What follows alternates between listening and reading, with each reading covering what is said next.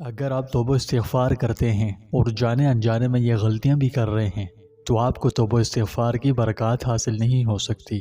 وہ غلطیاں کیا ہیں یہ ہم آپ کو اس ویڈیو میں پوری تفصیل سے بتائیں گے، لہٰذا آخر تک ہمارے ساتھ رہیں۔ کیا آپ نے کبھی سوچا ہے کہ توبہ استغفار کے باوجود آپ کو ایسا کیوں لگتا ہے کہ استغفار کی برکتیں آپ تک نہیں پہنچ رہی؟ یہ مایوس کن ہو سکتا ہے اور بعض اوقات ایسا لگتا ہے کہ آپ کی کوششیں بیکار ہیں۔ لیکن اگر میں نے آپ کو بتایا کہ کچھ ایسی غلطیاں ہیں جو توبہ استغفار کی برکات کو روک سکتی ہیں تو آپ کیا کہیں گے؟ یقیناً ان غلطیوں کو جاننا چاہیں گے، ہے نا؟ تو یہ غلطیاں کیا ہیں؟ آج کی ویڈیو میں ہم ان غلطیوں کے بارے میں بات کرنے جا رہے ہیں تاکہ آپ اس طاقتور عمل کی پوری طاقت کا تجربہ کر سکیں۔ پہلی عام غلطی اخلاص کے بغیر توبہ کرنا ہے۔ توبہ کا مطلب صرف زبان سے استغفر اللہ کہنا نہیں ہے، بلکہ یہ آپ کے دل میں حقیقی طور پر ندامت محسوس کرنے کے بارے میں ہے۔ اللہ تعالیٰ آپ کی توبہ کے اخلاص کو دیکھتا ہے۔ صرف الفاظ کو بغیر معنی کے دہرانا یہ برکتوں کو روک سکتا ہے۔ اس لیے ہمیشہ یہ یقینی بنائیں کہ آپ کا دل آپ کے الفاظ سے جڑا ہوا ہے۔ دوسری غلطی معافی مانگنے کے بعد بھی ایک ہی گناہ کو جاری رکھنا ہے، یعنی دوبارہ اسی گناہ کی طرف لوٹتے جانا ہے۔ مان لیجئے آپ ایک درخت لگاتے ہیں، لیکن جب بھی وہ اگنے لگتا ہے آپ اسے زمین سے نکال دیتے ہیں۔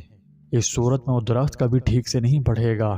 ایسے ہی ہوتا ہے جب آپ اللہ سے معافی مانگتے ہیں لیکن خود کو، اپنے کردار، اپنے رویے کو بدلنے کی کوشش کیے بغیر آپ کی توبہ درخت کی طرح نہیں بڑھے گی۔ آپ کی توبہ اپنی معنی کھو دیتی ہے۔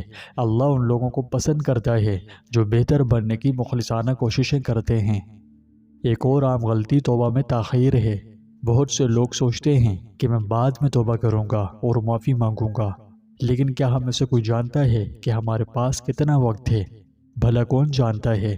یاد رہے، توبہ میں تاخیر ہمارے گناہوں میں مزید اضافہ کرتی ہے اور ہمیں اللہ کی نعمتوں سے دور کرتی ہے۔ اس لیے اپنی غلطی کا احساس ہوتے ہی فوراً توبہ کر لینی چاہیے۔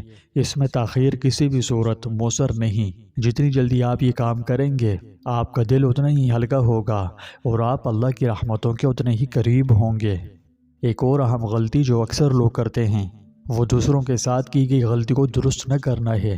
اگر آپ نے کسی کو تکلیف پہنچائی ہے، چاہے زبان سے، ہاتھ سے یا اپنے رویے سے، اس میں ان کے بارے میں برا کہنا، غیبت، جھوٹ یا ان کی کوئی چیز ممانتاً لے کر واپس نہ لوٹانا وغیرہ شامل ہے، یا ادھار لے کر ادا نہ کرنا وغیرہ وغیرہ، تو اس تناظر میں صرف اللہ سے معافی مانگنا کافی نہیں ہے۔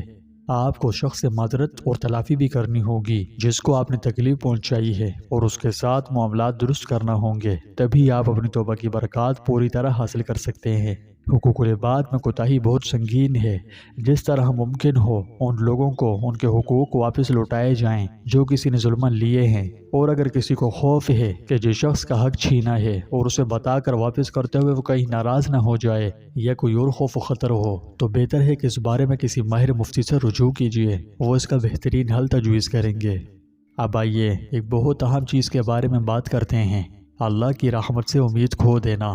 کچھ لوگ سوچتے ہیں میں نے بہت برے کام کیے ہیں اور اتنا گناہ کیا ہے کہ معافی ممکن ہی نہیں، سوچ ہی سوچ میں کھو جاتے ہیں کہ اللہ مجھے معاف نہیں کر سکتا۔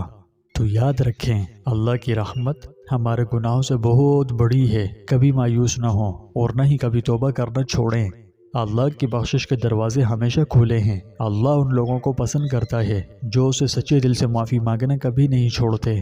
اللہ تعالیٰ قرآن مجید میں بیان فرماتا ہے کہ وہ ان لوگوں کے ساتھ کیا سلوک کرتا ہے جو اس سے استغفار کرتے ہیں۔ فرمایا، اگر کوئی شخص برائی کا ارتکاب کر گزرے یا اپنے آپ پر ظلم کر لے اور پھر اللہ سے معافی مانگے تو وہ اللہ کو بخشنے والا اور رحم کرنے والا پائے گا۔ اس آیت میں وہ اصول بیان کیا گیا ہے جس کے مطابق اللہ اپنے بندوں کے ساتھ معاملہ کرے گا۔ اس آیت میں بخشش کا دروازہ کھلا رکھا گیا ہے۔ اگر لوگ توبہ کریں تو اللہ کا دروازہ کھلا پائیں گے۔ اس طرح ہر گناہ گار تائب کو معافی کی امید دلائی گئی ہے۔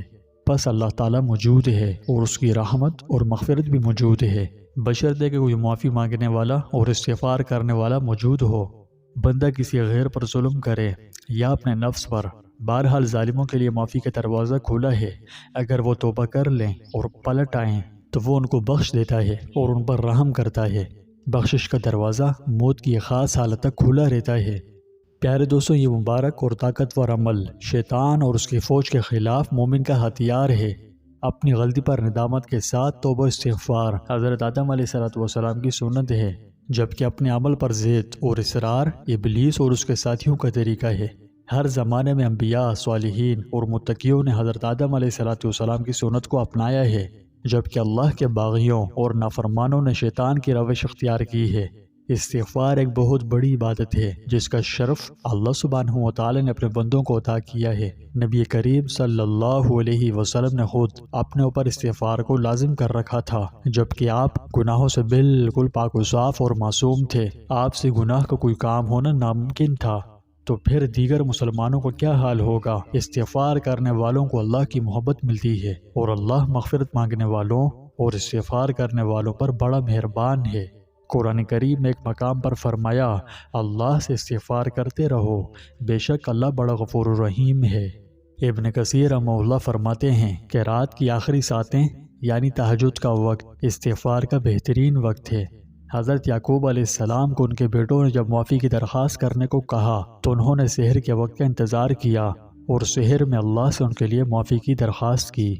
پیارے بھائیوں اور بہنوں، اگر آپ توبہ کر رہے ہیں لیکن برکتوں سے محروم محسوس کرتے ہیں تو ان غلطیوں پر غور کریں، اپنی توبہ کو خلوص سے کریں، گناہوں کو دہرانے سے گریز کریں، توبہ میں تاخیر نہ کریں، اور اگر کسی کو تکلیف دی ہے زبان یا ہاتھ یا اپنے عمل سے تو ان کے ساتھ معاملات درست کریں۔ دوسروں کے ساتھ جو بھی غلطیاں کی ہیں اسے ٹھیک کرنے کی پوری کوشش کریں، اور سب سے اہم بات یہ ہے کہ اللہ کی رحمت سے کبھی مایوس نہ ہوں، اس لیے خلوص سے توبہ کریں۔ انشاءاللہ آپ کی زندگی آسان ہو جائے گی۔ اللہ ہم سب کو ہدایت دے اور ہمیں سچی توبہ اور استغفار کی مکمل توفیق عطا فرمائے۔